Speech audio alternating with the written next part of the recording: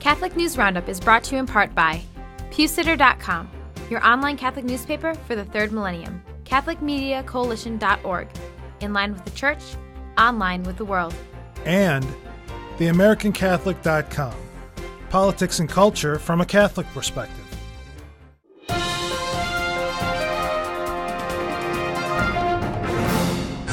Hello and welcome to today's edition of Catholic News Roundup. I'm Michael Voris.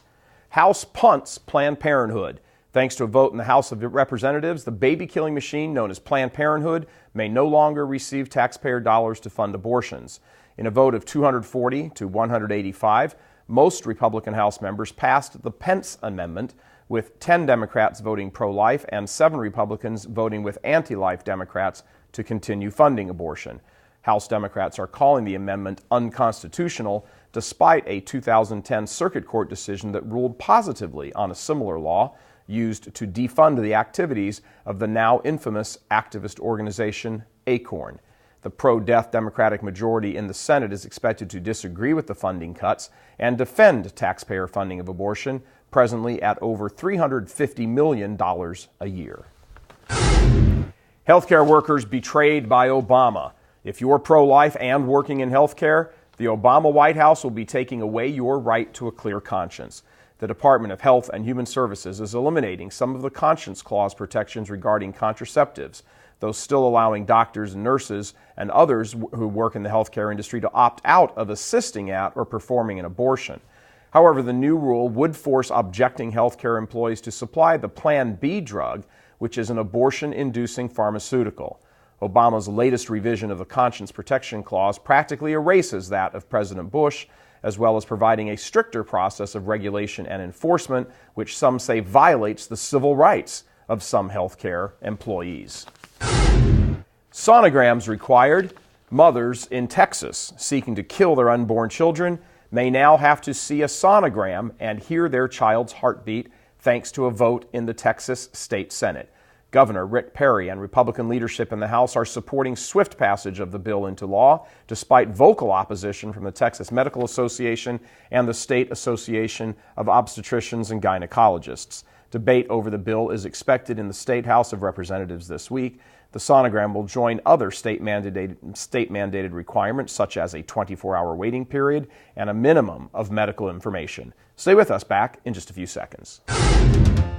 Catholic News Roundup is brought to you in part by NewOxfordReview.org, the voice of Catholic Orthodoxy, in print and on the web, and RenewAmerica.com, expanding the influence of America's grassroots in the cause of freedom.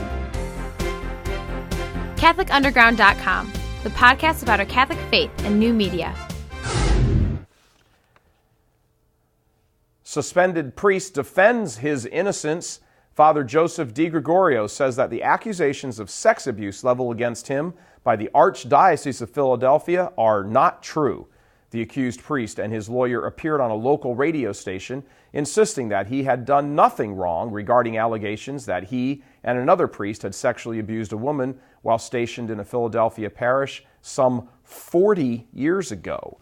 DiGregorio is one of 3 priests recently suspended from priestly duties following the release of a grand jury report that has Cardinal Regali and other officials from the Archdiocese of Philadelphia struggling for answers.